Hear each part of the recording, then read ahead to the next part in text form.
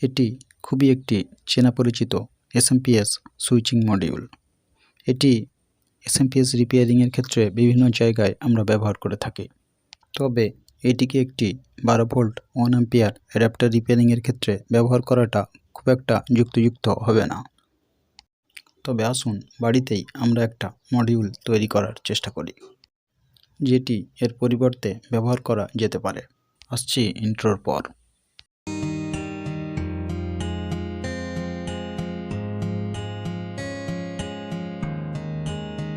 নমস্কার বন্ধুরা, take video চ্যানেলের আরেকটি নতুন ভিডিওতে আপনাদেরকে স্বাগত জানাই। আশা করি আপনারা সুস্থ আছেন।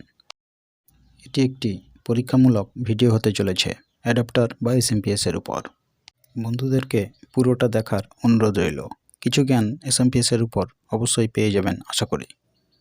এটি একটি 12 ভোল্ট 1 অ্যাম্পিয়ার অ্যাডাপ্টার। দীর্ঘদিন ধরে যেটি আমার কাছে পড়েছিল খারাপ অবস্থায়।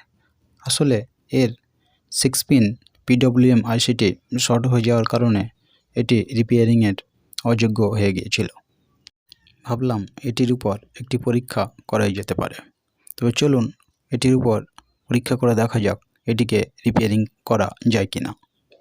এখানেই একটি 6 পিনের pulse with modulator integrated circuit অর্থাৎ PWM IC লাগানো ছিল, যেটি শর্ট হয়ে গিয়েছিল।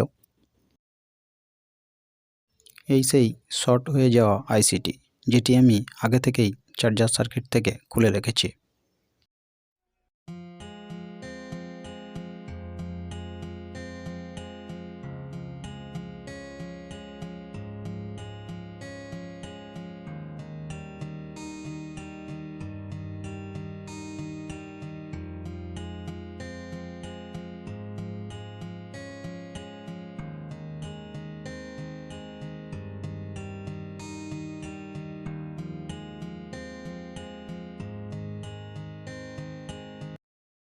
এটি একটি এন চ্যানেল মসফেট, যেটিকে ড্রাইভ করত ওই 6 পিনের আইসিটি, যেটি ড্রাইভার ট্রান্সফরমার প্রাইমারি সেকশনের মেন কয়েলে সুইচিংয়ের কাজ করত। যেহেতু এখানে PWM আইসিটি খারাপ হয়ে গেছে, তাই মসফেটের গেট পিনে কোনো সুইচিং পালস পৌঁছাতো না। এই কারণেই চার্জারটির আউটপুট থেকে কোনো ভোল্টেজ প্রাপ্ত হতো না। এখন এটিকে রিপেয়ারিং করার কয়েকটা রাস্তা হতে পারে। প্রথমত এর PWM আইসি জোগাড় করা, বা এর কেবলমাত্র ড্রাইভার কয়েলটি নিয়ে একটি অ্যাডাপ্টার তৈরি করা, বা এর সুইচিং মডিউল তৈরি করা। এটি আরেকটি 12 ভোল্ট 1 অ্যাম্পিয়ার অ্যাডাপ্টার। এটিকে খুলে দেখব এর ভিতরে সার্কিটটি কেমন। এটি খোলার পর দেখা যাচ্ছে এটি একেবারেই লোকাল একটি অ্যাডাপ্টার, যার প্রাইমারি এবং সেকেন্ডারি সেকশনের কোনো ফিডব্যাক নেই, অর্থাৎ এখানে কোনো অপ্টোকাপলারের ব্যবহার করা হয়নি। এর প্রাইমারি সেকশানে থাকা জেনার এবং PF এর মাধ্যমে এর প্রাইমারি সেকশানে পাওয়ার ট্রানজিস্টারের বেস পিনে নির্দিষ্ট ফ্রিকোয়েন্সি ফিট করে দেওয়া হয়েছে আউটপুটে নির্দিষ্ট ভোল্টেজ প্রাপ্তের জন্য। সে তুলনায় আমাদের PWM IC ব্যবহৃত সার্কিটটি অনেকটাই শক্তপোক্ত, এবং এর প্রাইমারি এবং সেকেন্ডারি সেকশানে ফিডব্যাকের জন্য অপ্টোকাপলারও ব্যবহার করা হয়েছে। আমরা এখানে ঠিক করে নিয়েছি এই SMPSটির একটি সুইচিং সেকশন তৈরি করব। সেই কারণে এর সার্কিটটিকে কিছুটা হলেও আমাদেরকে মডিফাই করতে হবে। এই কারণে এর ব্যাকসাইডে থাকা SMD কিছু রেজিস্ট্যান্স এবং ক্যাপাসিটার আমাদেরকে তুলে ফেলতে হবে, এবং সেই সঙ্গে এর মসফেটটিকেও। এখানে দেখানো হলো যে কম্পোনেন্টগুলিকে আমরা তুলে ফেলেছি।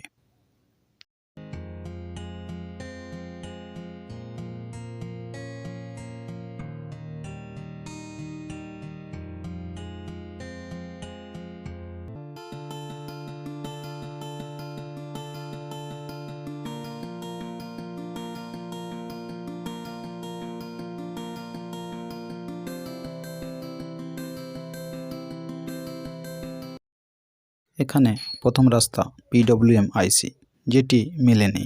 দ্বিতীয় রাস্তাটি হলো CA888, এই 5 পিনের SMPS সুইচিং মডিউলটি। না, এটি আমি এখানে ব্যবহার করে দেখিনি, এবং এটি ব্যবহার করা বাংলার সেই প্রবাদের মতো হয়ে যাবে। মশা মারতে গিয়ে কামান দাগার মতো ব্যাপার হয়ে যাবে। এখানে আমি ঠিক করেছি খুবই সংক্ষিপ্ত সুইচিং সেকশন তৈরি করব, যেটি তৈরি করার জন্য এই পার্টসগুলি আমাদের লাগবে।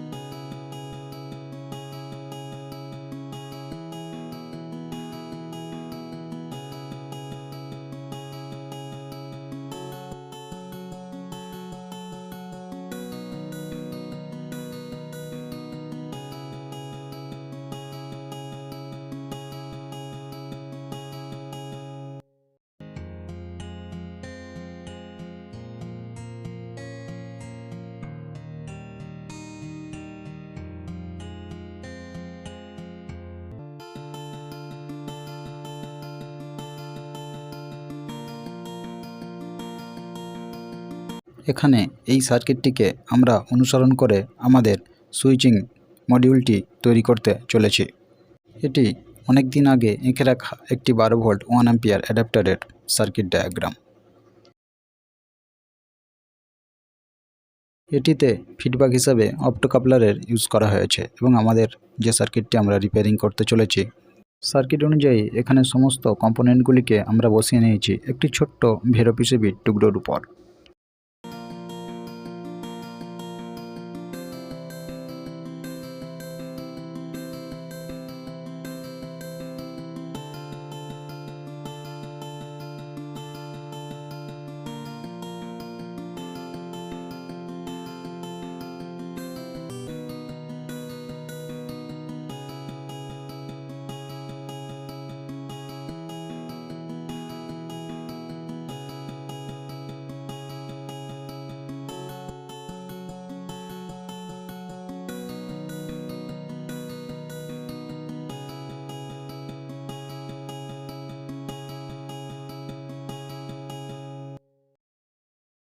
পরীক্ষার জন্য সেই হ্যান্ডমেড সুইচিং মডিউলটি আমরা এখন তৈরি করে ফেলেছি। এটাকে সোল্ডারিং করা হয়ে গেছে, শুধুমাত্র এখানে ওয়্যার কানেকশান করতে বাকি আছে। এখানে আমাদের রিপেয়ারিং করতে যাওয়া চার্জার সার্কিটটির সেকেন্ডারি সেকশানে কোনো রকম শর্ট বা খারাপ আছে কি না আমরা জানি না। যেহেতু প্রাইমারি সেকশানে পিডব্লিউএম আইসি খারাপ ছিল, তাই আমরা ধরে নিতে পারি যে সেকেন্ডারি সেকশানে সমস্ত কিছুই ঠিকঠাক আছে।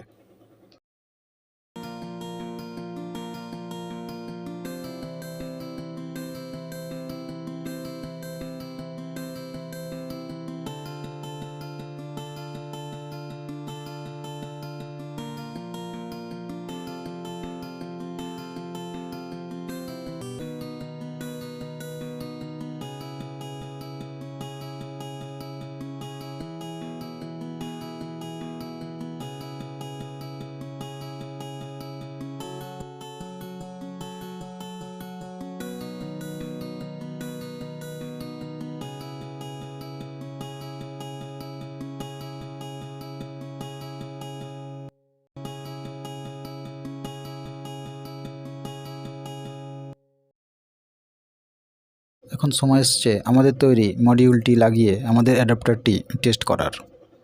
আমাদের হ্যান্ডমেড সুইচিং মডিউলটি কি যথাযথ কাজ করবে আমিও ঠিক জানি না।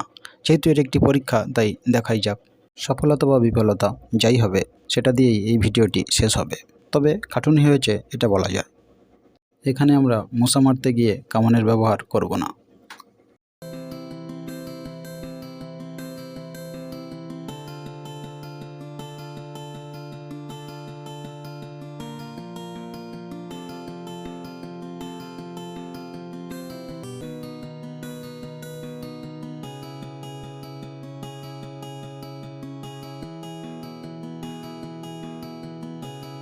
যাক, আমরা সফল হয়েছি।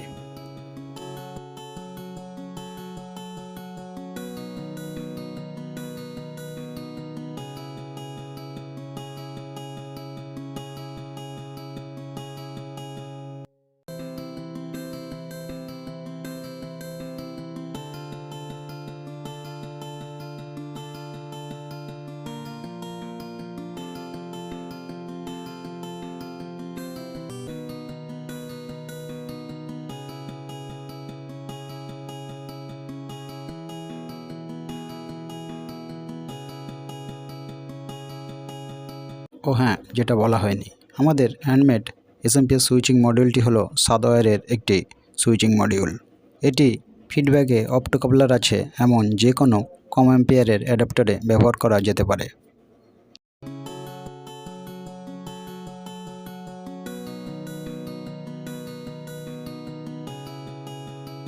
আজ তবে ভিডিওটিকে এখানেই শেষ করলাম। দেখা হবে আবারও নতুন কোনো ভিডিওতে। এই ধরনের তথ্যমূলক ভিডিও পেতে আমার চ্যানেলটিকে সাবস্ক্রাইব করতে পারেন। ভিডিওটি ভালো লেগে থাকলে বন্ধুদের সঙ্গে শেয়ার করতে পারেন। আর ভিডিও সম্বন্ধে কোনো কিছু জানার বা জানানোর হলে কমেন্ট বক্সে কমেন্ট করতে পারেন। আমি প্রতিটি কমেন্টের উত্তর দেওয়ার চেষ্টা করব। আর বেল আইকন অন করুন পরবর্তী ভিডিওর নোটিফিকেশান পেতে। অবশ্যই যারা সাবস্ক্রাইব করেছেন। সবশেষে বলবো, ভালো থাকুন, সুস্থ থাকুন আর চারপাশের পরিবেশকে সুস্থ রাখার চেষ্টা করুন। নমস্কার।